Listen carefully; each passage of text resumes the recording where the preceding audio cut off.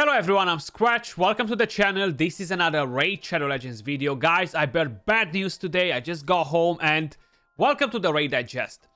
Every Friday or every second Friday, Plarium releases like a small press release where they're kind of like giving us information about the upcoming patches, changes to the game, kind of like what's their plan for the game. And today we got another good piece of information. And guess what? They are nerfing Mighty Uko. Yes, you got that right. And probably you're wondering, I haven't seen that in the patch notes, Skratch. What exactly are you talking about? How are they actually nerfing Mighty Uko? Well, at the moment, Mighty Uko is a pretty strong champion for PvP. Like, it's definitely at the very top of the meta, together with many other champions. It's pretty strong for the current meta, and it seems like they might not like the whole idea of Uko being so strong. Now, in a way, it's not necessarily a thing that they are doing to the champion.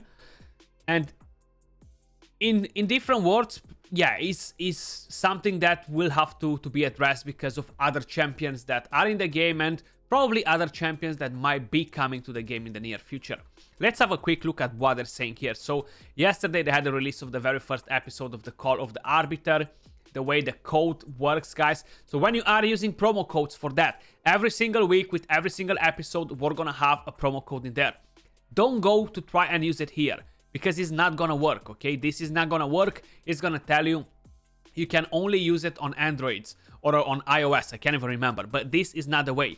When you wanna use a code for the Call of the Arbiter, you go right here on the left screen. You see Call of the Arbiter premiere in 5 days, 19 hours. You click on that, code chase, enter the answer, and then confirm you're gonna be able to collect the chest from here.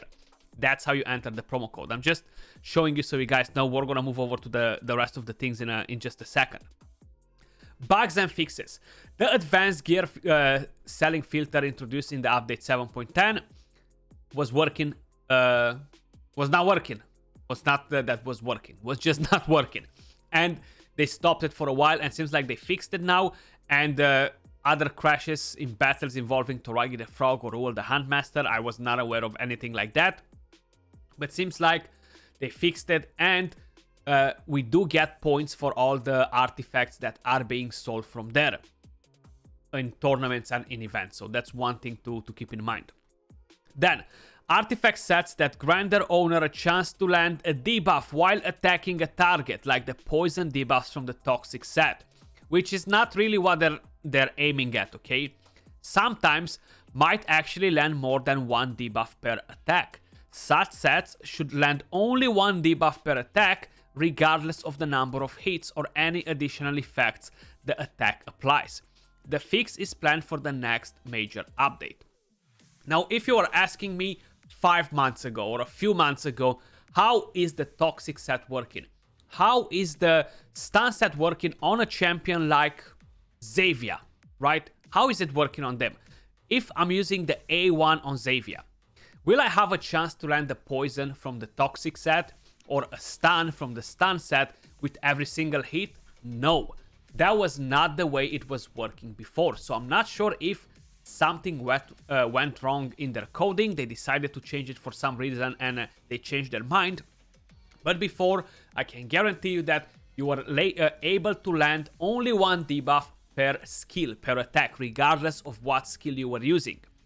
And for a while, that's not the case anymore. So what exactly they are doing, and was the nerf on Mighty Uko? So if we're gonna go all the way right here to Doom Tower, let's just go on a different stage. Basically, Mighty Uko has a skill, right, that allows him to do a double hit. Each hit has a chance to remove 2 random buffs on the target. Now, everybody who plays the game towards the end game and they're doing arena, they have Mighty Uko on a stun set. Regardless if they are in a tag team arena, platinum arena, live arena, Mighty Uko on a stun set is pure cancer. And it's a very strong counter for the couple, right? For Marichka and Taras. He's a pretty strong champion. Of course, if the opponent is not the biggest cracker in the game who spent like 500,000 and has 6-star polymorph on every single champion. Because then Mighty Uko is instantly gonna get polymorphed and yeah, it's not really a good counter. But basically, this is the nerf, guys, right? Mighty Uko won't be able to land stuns like he's currently doing it. So at the moment, you see, pay attention to the hits. First hit, no stun. Second hit, no stun either. So at the moment, Mighty Uko can land stuns with both of the hits. And other champions can do similar things like that. No stun. And we got right there 1, 2, 3 different stuns. And the whole idea is that this, it doesn't work once per skill. Seems like it works once per hit. So that's where the nerf comes on Mighty Uko. I do think that Mighty Uko will lose a lot of value for Arena. It's not gonna be like unusable, so don't get me wrong, because it's not an actual nerf on the champion's kit, right? Like, nothing gets modified on Mighty Uko.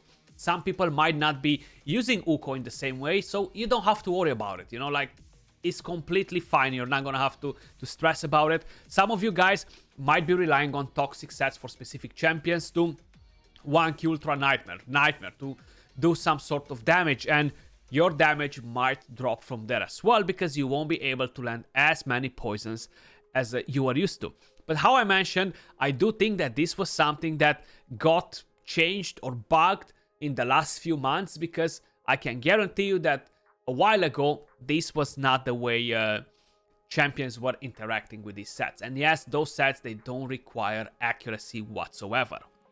I've heard all sorts of rumors that you can land stuns by using War Master on your champions. That's completely bananas. That doesn't exist. Don't fall for it. I've seen some people spreading this rumor around in comments on YouTube. Other CC champions kind of like fell for it and made videos on it. And it's not true. So don't put War Master on your stun champions. If your main intention is to stun, go with Fearsome Presence, you know, on the masteries. What other thing is changing? Live Arena. As you may have noticed, at the present moment, searching for an opponent in the high tiers of the Live Arena might take a while. This is temporary consequences. This is a temporary consequence of those tiers being underpopulated right now, as the game may struggle to find an evenly matched opponent among the very limited range of available players in that tier. Unlike in other tiers, players in gold tiers can face only opponents from gold. So basically, they're kind of like telling you Live Arena is a dead game mode, and it's so true. Like, the honeymoon is gone. It's been like a few weeks since we have Live Arena, and if you're actually checking the leaderboards, I'm not even doing fights anymore. Like, I'm just like, you know what, I'm done. I'm gonna do one every 5 days or whatever, because it's pointless at the moment. Either you fight a bot, either you just don't find an opponent. So it's pretty boring. So in Gold 1 at the moment, actually we managed to get a couple of more people in there. So there are 12 people in Gold 1. Then in a Silver 4, let's see how many we actually have. So where are we from? Number 13, and we go all the way to... Seems like we got quite a few more in, all the way down to 2,200 points if I'm not mistaken. Okay, so we almost got 100 people in here. We got like 80 or 90 people in there, yeah. Something like that, in Gold 4.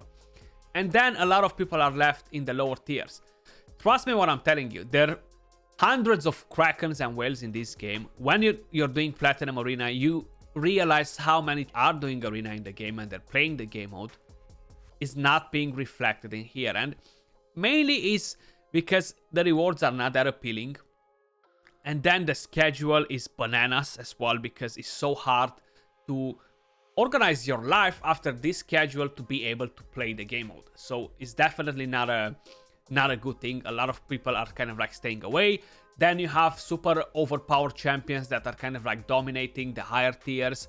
A lot of people are not very keen to get wrecked fight after fight, because a lot of times when I'm doing as well Live Arena, I get the same opponent 4, 5, 6 times, and I start to feel bad for just fighting the same opponent and just getting Marichka and Taras to whoop his ass, you know, like it's actually annoying. Like, if I would be in that situation, I would be well pissed. Like, sometimes I'm getting super annoyed as well, and I'm just getting double Taras, double Taras, double Taras because it's so broken, you know. And yeah, this is the aftermath of having these things in the game, and a lot of people getting frustrated and not being interested in the game mode. So I think that that's what's happening at the moment, and I feel like in this rhythm it will take quite a few months to get in higher gold tiers and stuff, because you just don't have enough people to play it, especially when the time slots are opening in this way, you know.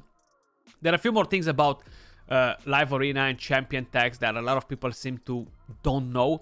Basically, they've added these tags. So if you go right here, you have arena build 2. When you are using those for live arena, as an example, the thing that you want to do is click on recently used first. That's how those champions will actually come at the top of the list, by using recently used first while you are doing live arena. Because you see, there is no filter to use the arena tag champions. It's the recently used first, because I know they're actually mentioning it right here, you know. Sylvan Watchers faction crypt is opening at the beginning of July, guys, if I'm not mistaken, at the start of July. So we have a bit over 1 month left. Lydia is gonna require more stars if you want to get her, so you're gonna have to beat all the factions to get Lydia as the final reward, but they're gonna add extra milestones in between from where we're gonna be able to collect different rewards. And from here on, we're gonna have once a week 3 faction crypts open, while in one day, while the rest of the days we're only gonna have 2 crypts open. And this is pretty much everything in terms of news.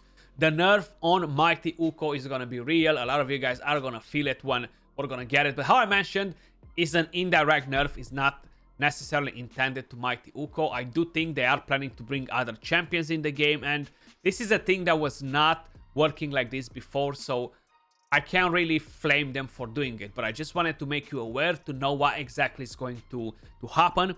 Clan versus clan tournament will feature personal rewards, so knock your clan into shape until the tournament is upon you. Make them spend some money, buy some books, to ensure that you're gonna claim victory and bring it home. Just messing with you guys, but next CVC will have personal rewards.